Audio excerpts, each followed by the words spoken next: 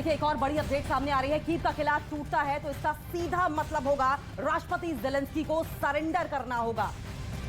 तो ज़ेलेंस्की इस वक्त जिस जगह पर छुपे हुए हैं, जहां रूस की फौज का पहुंचना बेहद मुश्किल माना जा रहा है। और स्पेशल रिपोर्ट में यूक्रेन की सबसे खुफिया जगह देखिए, जहां पर बैठे ज़ेलेंस्की अपनी जान भी बचा रहे हैं और युद्ध वाले ऑर्डर भी जारी कर रहे हैं।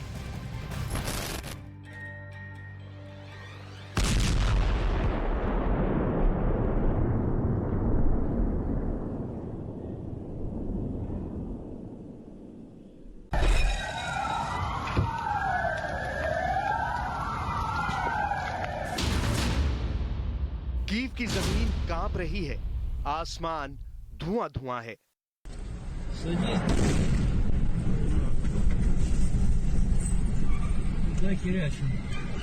Хуй его знает, дядька.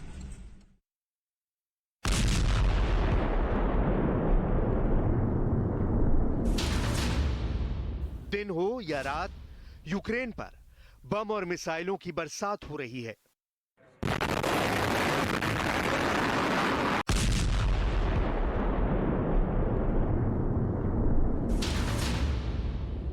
पूरब पश्चिम उत्तर दक्षिण हर तरफ से कीव पर लगातार हमले। क्राइमिया ब्रिज ब्लास्ट का बदला इतना भीषण हुआ है कि राष्ट्रपति व्लादिमीर ज़ेलेंस्की को बंकर में जाना पड़ा है। राजधानी कीव को अभेद किला मानने वालों का भ्रम पुतिन के मिसाइल हमले ने तोड़ दिया है। रूस के मिसाइल राष्ट्रपति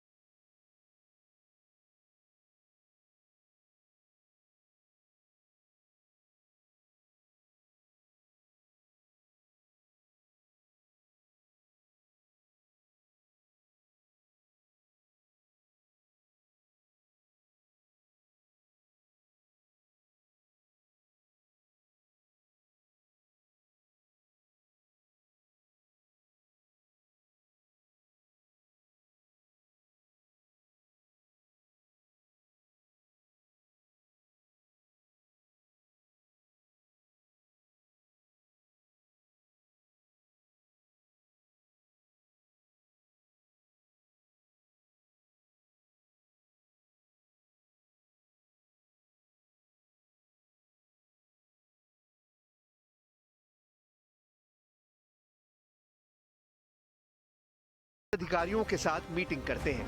ये बंकर इतना सुरक्षित है कि इस पर परमाणु हमले का भी कोई असर नहीं होता। दिन भर के माइंड गेम्स और रणनीति बनाने के बाद मिस्टर प्रेसिडेंट को 2 ही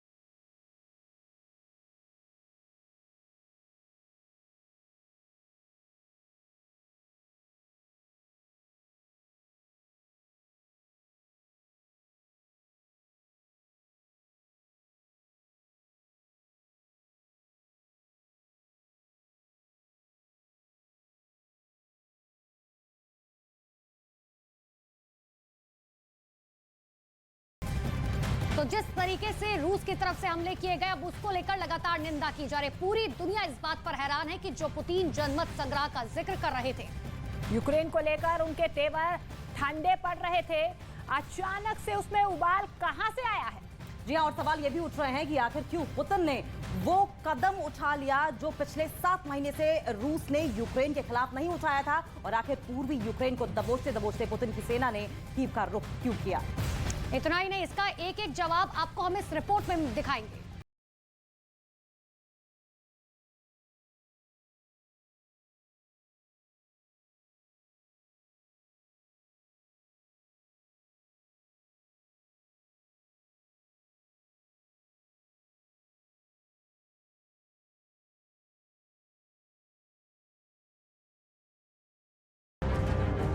जहां भी नजर जाती है तबाही और बर्बादी का मंजर है।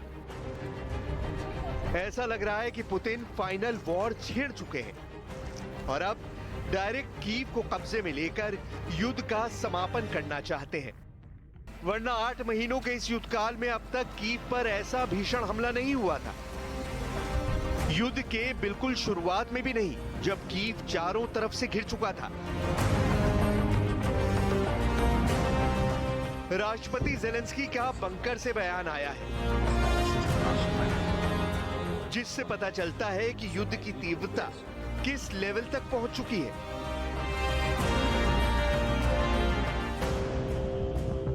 अचंभे वाली बात नहीं है कि अब जेलेंस्की का फाइनल एग्जाम शुरू हो गया है। कीव का किला फतेह और मॉस्को जीत के जश्न में डूब जाएगा।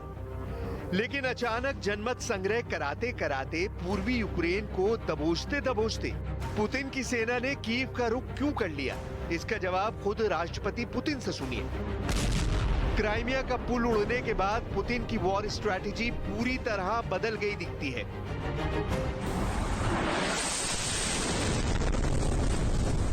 जवाब तो मिल रहा है। कीव की जमीन, आसमान और हवा इसकी गवाह है। लेकिन कीव क्या कुछ घंटों में तबाह हो सकता है? क्या जेलेंस्की जैसे समझदार, निर्णय लेने में काबिल सुप्रीम कमांडर ने कीव के लिए सिक्योरिटी का कोई फूल प्रूफ इंतजाम नहीं किया है? और सबसे बड़ा सवाल यह कि कीव कब तक पुतिन के प्रहार से खुद को सुरक्षित रख पाएगा? क्योंकि रक्षा विशेषज्ञों के मुताबिक कीव को जीतना आसान नहीं है।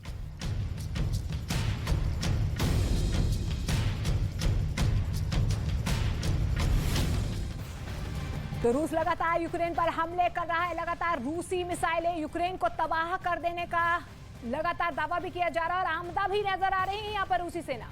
बिल्कुल, लेकिन इस बीच रूसी सेना को भी ये मालूम है कि किस तरीके से रिटेलिएशन किया जाएगा और कहां कहां ये अटैक किया गया है। ये आपको दिखाने की कोशिश करेंगे। देखिए ये धमाका जो आप देख पा रहे हैं, देखिए किस तरीके से धमाके के बाद एकदम से ये ऊंचा उठता धुएं गुबार, और धमाके के बाद किस तरीके से अफरा तफरी और हड़कंप मच गया। ये आप देख सकते हैं किस तरीके से लोग आनन फानन में अपनी जान बचाकर भागते हुए दिखाई दे रहे हैं। देखिए बखमूत इलाके में रूसी सेना और वैगनर ग्रुप के सैनिकों में उस वक्त हड़कंप मच गया था जब अचानक ये जोरदार धमाका हुआ, जिसकी तस्वीरें आप देख रहे हैं। ड्रोन कैमरे से ली गई हुई तस्वीरें जिसके जरिए आप देखिए और समझिए कि कैसे रूसी सेना और वैगनर ग्रुप के लड़ाकों में अफरा तफरी का माहौल बन गया था। बिल्कुल, ये हम ग्राफिकली आपको समझाने की भी कोशिश कर रहे हैं। देखिए धुएं का गुबार किस तरीके से आप देख रहे हैं। देखिए धमाका होता है, उसके बाद कैसे धुएं का गुबार जो है यहाँ पर पूरी जो एरिया है उसे कवर कर लेता है। और देखिए लोगों के में भी डर और कहीं ना कहीं डर सताने लगा है, खौफजदा यहाँ पर लोग हो गए हैं। तो चलिए आपको वॉर जोन से आ रही और तमाम खबरों की बात करेंगे और बताएंगे क्या कुछ 10 बड़ी अपडेट्स हैं। रूस से जर्मनी तक जाने वाली गैस पाइपलाइन नॉर्थ स्ट्रीम से गैस लीक होने की जांच में स्वीडन ने रूस को शामिल करने से इनकार कर दिया। पिछले हफ्ते स्वीडन ने इस गैस पाइपलाइन में 4 जगह आई लीकेज को एक साजिश बताया था। हालांकि रूस को अपनी स्वतंत्र जांच का अधिकार दिया गया है। यूक्रेन के 4 इलाकों में जनमत संग्रह कराने और उन्हें रूस में शामिल करने के खिलाफ यूनाइटेड नेशंस जनरल असेंबली में आए प्रस्ताव पर भारत ने रूस के खिलाफ वोटिंग की है। रूस ने उनका से कहा था कि इस प्रस्ताव पर सीक्रेट वोटिंग हो, लेकिन 193 में से 107 देशों ने पब्लिक वोटिंग का समर्थन किया है, जिनमें भारत भी शामिल है। राजधानी कीव समेत यूक्रेन के कई इलाकों में हुए जोरदार हमलों के बीच यूक्रेनी सेना का एक नया वीडियो सामने आया है। इस वीडियो में यूक्रेन के सैनिक अपनी मिसाइल से रूसी मिसाइल को गिराते हुए दिखाई दे रहे हैं। यूक्रेन के राष्ट्रपति व्लादिमीर जेलेंस्की ने कहा कि रूस के ताजा हमलों में यूक्रेन को हुए नुकसान से वो जल्द ही देश को उबार लेंगे। सोमवार को रूस ने यूक्रेन के कई शहरों पर ताबड़तोड़ मिसाइल बरसाई थी और जिसकी वजह से यूक्रेन को जान माल का भारी नुकसान हुआ था। यूक्रेन के खिलाफ परमाणु हथियार इस्तेमाल करने की रूस की धमकी के चलते आज G7 देशों की आपात बैठक बुलाई गई है। इस बैठक में यूक्रेन के राष्ट्रपति व्लादिमीर ज़ेलेंस्की भी शिरकत करेंगे। इस मीटिंग में रूस पर प्रतिबंध और कड़े करने के साथ साथ रूस की वजह से आए ग्लोबल एनर्जी क्राइसिस और रूसी तेल के दाम पर नकेल कसने पर भी बातचीत होगी। रूस की फोर्ब्स लिस्ट के टॉप 15 में शामिल रूसी उद्योगपति यूरी मिलनर ने रूसी नागरिकता छोड़ने का ऐलान कर दिया है और इस लिस्ट में इससे यूरी ऐसे तीसरे बिजनेसमैन हैं जिन्होंने पिछले कुछ महीनों में रूसी नागरिकता छोड़ी है और इसके पीछे की वजह रूसी उद्योगपतियों की राष्ट्रपति पुतिन की नीतियों के खिलाफ नाराजगी बताई जा रही है। यूक्रेन के कई शहरों पर रूस के ताबड़तोड़ हमलों पर अमेरिका ने नाराजगी जताई। अमेरिकी राष्ट्रपति जो बाइडेन ने कहा इन हमलों से पुतिन का क्रूर चेहरा एक बार फिर से सामने आ गया।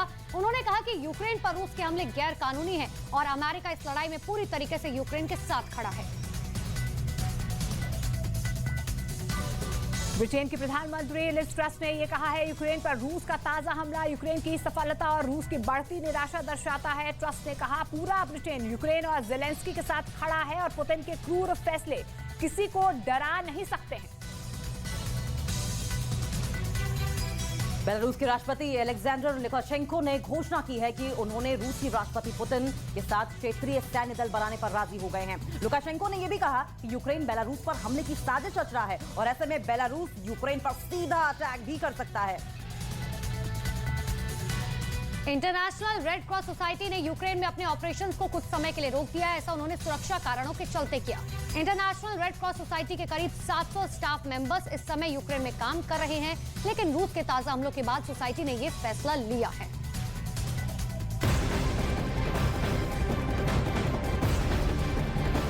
और चलिए बड़ी खबर आपको रूस और यूक्रेन युद्ध से जुड़े बताते हैं, जहां पर